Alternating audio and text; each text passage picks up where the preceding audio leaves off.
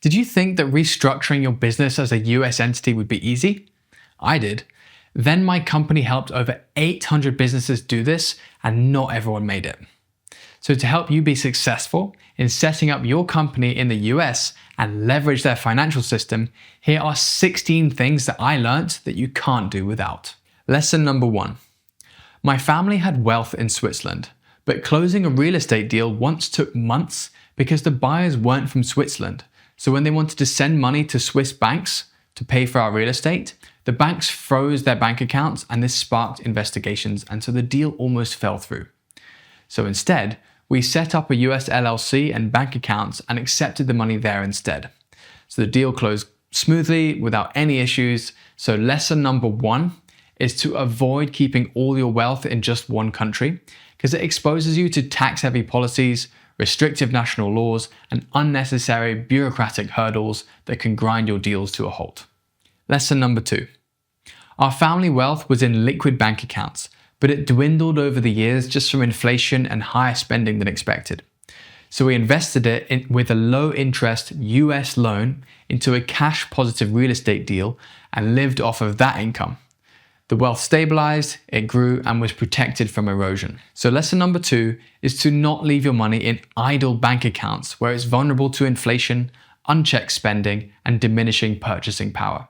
Always put it to work in cash-positive assets that protect and multiply its value. Lesson number 3. I had no clue about US LLCs or setting one up for my business as a non-US entrepreneur until a friend of mine showed me how to do it, and then he just handled it for me for a fee. So now it's all set up effortlessly for me. So lesson number 3 is that building an international structure like a US LLC is not only completely legal, but it's way simpler than most entrepreneurs imagine, especially if you get help from someone that's done it before. Lesson number 4. I feared being double taxed with my US company until my friend explained to me about the disregarded entity status and set it up correctly. And for me, this actually reduced my taxes. So there was no more overpaying, and I didn't even have the hassle of having to do all this self-research. So lesson number 4 is just the ignorance of the international laws and US tax rules like disregarded entity status or key parts of the International Revenue Code, which hold entrepreneurs back from shielding their wealth and optimizing their taxes effectively. Lesson number 5. This one seems concise and doesn't need much expansion beyond its core message, because it's more of a standalone point that builds on top of the previous lessons. So lesson number 5 is that establishing a US-based company structure provides a robust legal protection, global acceptance, and essentially a second financial identity that grants you way more freedom and tools to manage your money internationally, and of course the ability to enter the US market if that's what you want for your business. Lesson number 6. My poor UK credit score seemed inescapable, but US bureaus actually ignore foreign history. So I built a fresh, strong US credit profile strategically. So now opportunities are abound in a much better system.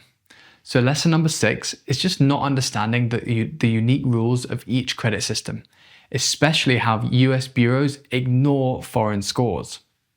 This is what blocks entrepreneurs from seizing financial chances and starting over effectively and strategically. Lesson number 7, and this one is really important. So one of our clients named his LLC with the word finance in it. But when he tried opening business bank accounts and applying for funding, he got buried with all of this extra paperwork, suspicious questions, and these delays that slowed everything down that was just different from any of our other clients. So we advised him to scrap that LLC and set up a new one with a vague, neutral name that didn't raise any red flags, and just restarted the process from there. This second time around, he sailed straight through without any issues, got his account set up, and his funding approved quickly. So lesson number 7 is that choosing an LLC name that is finance related can severely limit your setup's potential and create unnecessary obstacles. Lesson number 8, and this one's a classic. A client skipped our credit building steps in a rush for his funding, and of course, he got denied. And this hurt his score even more.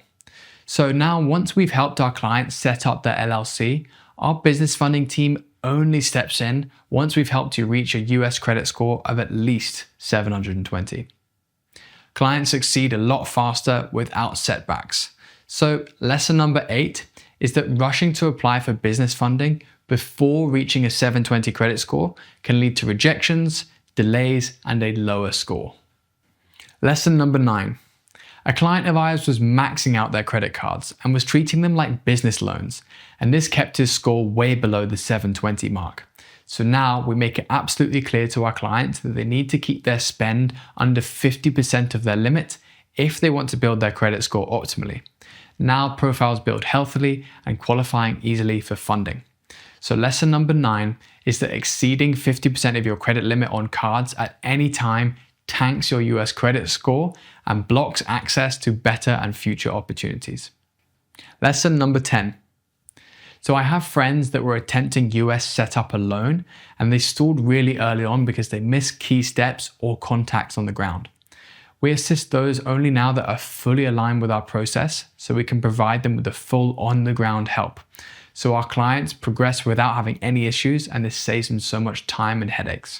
So lesson 10 is that lacking a private US address or lacking an experienced in-person contact on the ground makes running a US financial operation a nightmare of denials, complications, and delays. Lesson 11. When we first started working, we forgot to mention to our clients that they needed to have a $5,000 deposit when they were opening up high-quality US bank accounts. So this left all of our clients unprepared when they showed up to open the bank accounts. Now, we filter for those with only those that have an abundance of liquid cash at hand so that they can open accounts fast without any surprises. So lesson 11 is that overlooking the $5,000 or higher minimum deposit for certain premium banks can slam the doors shut on key financial setups. And for best results, we want to open at least 4 of these. So you need to have at least 20K on hand just to deposit into new accounts. Lesson number 12. So we used to have this training downsell that we would sell to people if they couldn't afford our concierge service, and this would teach them all the steps of what to do. However, unfortunately, people didn't really follow the exact steps that we said, and this led to people ultimately wasting their time and money because they weren't able to get the results that they wanted. So now we switched to a completely concierge service only with no downsell, and this allows us to really help maximize the results that we get for our clients. So lesson 12 is that skimping on knowledge or skipping professional guidance leads to inaction, costly slip-ups, and major delays on building your US structure correctly. Lesson number 13. When the clients received their business funding, they would spend this funding on lifestyle, and so they would fail to repay the payments, and so they'd lose future access to more and more funding.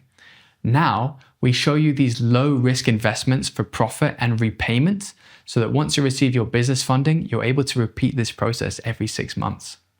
So lesson 13 is that squandering your business funding on non-essentials or missing repayments erodes your financial foundation and cuts off your future access. Lesson number 14. Clients complained about delays, but the issue was with the IRS and the ITIN numbers and the wait times associated with that. So now we've added a dashboard for real-time tracking so that we have no confusion and smoother processes for everyone. So lesson 14 is not fully grasping the full roadmap of your US financial structure or where you are on that roadmap, which just breeds inefficiencies, delays, and avoidable stress. Lesson number 15. My UK accountant was just clueless on international tax strategies. So we found and hired a tax specialist who delivered this for us instead. So my taxes did reduce whilst also keeping my UK business, but just set up as a US LLC with the right international tax strategies. So lesson 15 is that if you depend on your local or national accountants for global or US tax advice, this often yields bad information. So you need to seek specialists to avoid these costly missteps. Lesson number 16. My fiance didn't have a UK Amex or American Express card. And so before she could get her US Amex, she had to apply for a UK Amex first and wait 3 months before she could open an American one. Whereas I already had a UK Amex, so I was eligible for instant US Amex approval and the $10,000 limit. so I advanced 3 months faster than her. So lesson number 16 is to make sure that you acquire a local Amex card and hold it for at least 3 months so that you can start building your US credit score, get expanded limits and points at least 3 months faster than otherwise. Although all of these lessons that I've just taught you are incredibly powerful, if you don't know how entrepreneurs can access the US financial system without living there, then none of this is going to work for you.